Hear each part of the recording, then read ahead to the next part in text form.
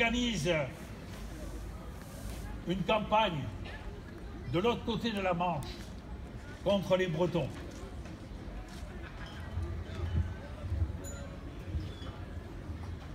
C'est l'hiver suivant que éclate la grande révolte.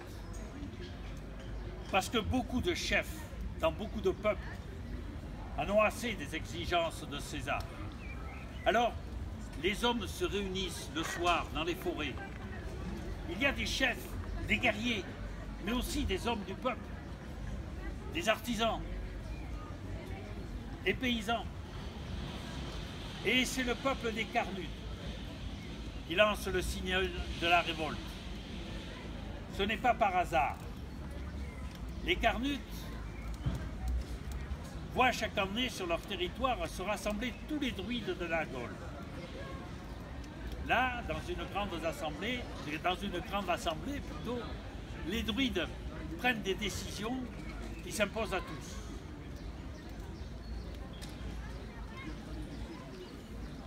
Les Carnutes massacrent tous les commerçants romains qui vivent dans Cénabum, leur capitale.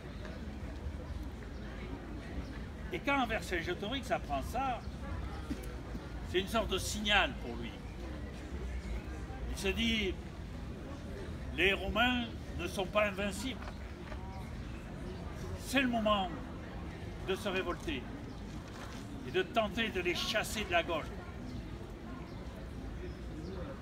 Le moment de la révolte a été particulièrement bien choisi.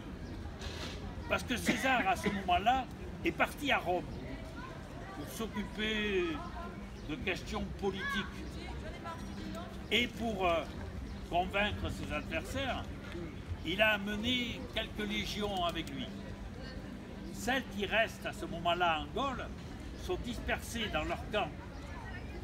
C'est l'hiver. Elles sortent très peu de leurs fortifications. Donc un moment idéal.